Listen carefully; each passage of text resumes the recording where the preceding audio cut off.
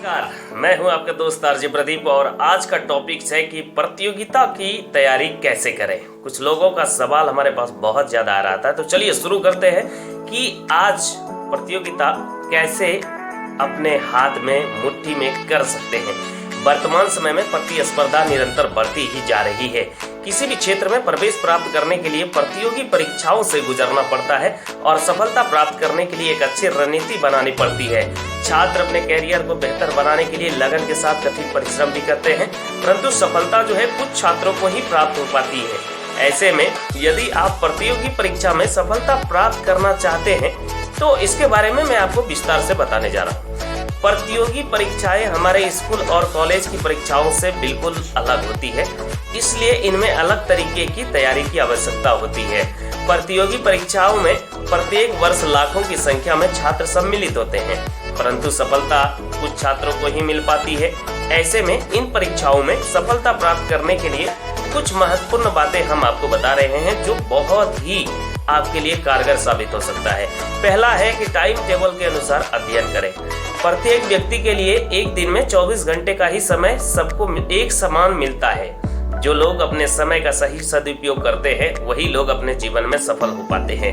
प्रतियोगी परीक्षाओं में बेहतर प्रदर्शन करने के लिए सबसे पहले पाठ्यक्रम के अनुसार टाइम टेबल बनाना होगा, जिसमें अध्ययन के साथ साथ अन्य आवश्यक कार्यों के लिए समय का निर्धारण करें तथा सभी विषयों को समय के अनुसार अध्ययन करने का अभ्यास करना चाहिए।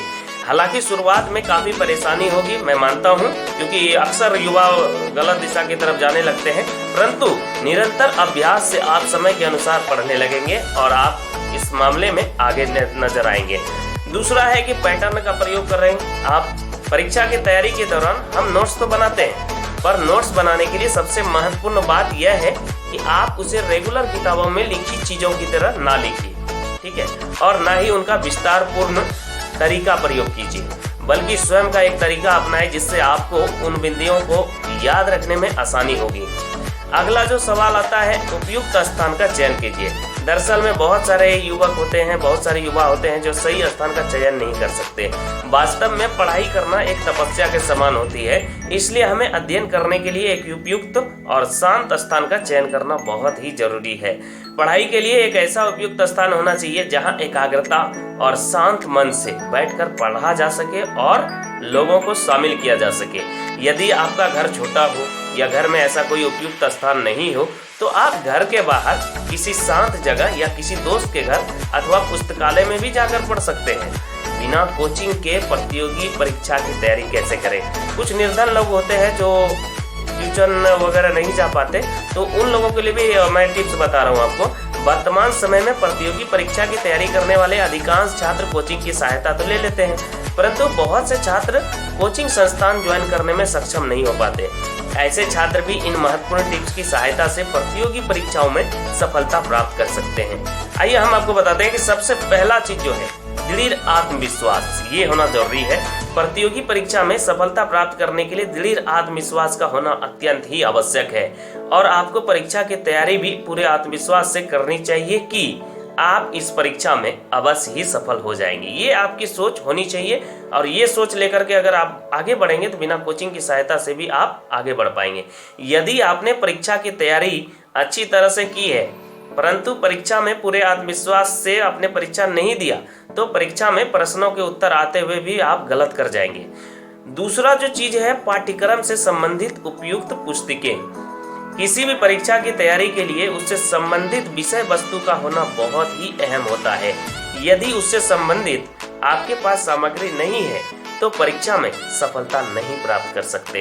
इसलिए पाठ्यक्रम से संबंधित सभी पुस्तकें और अन्य सामग्री को अपने पास में ही रखें, आपको जरूर सफलता मिलेगी। इससे आवश्यकता पड़ने पर आसानी से लाभ उठाया जा सकता है।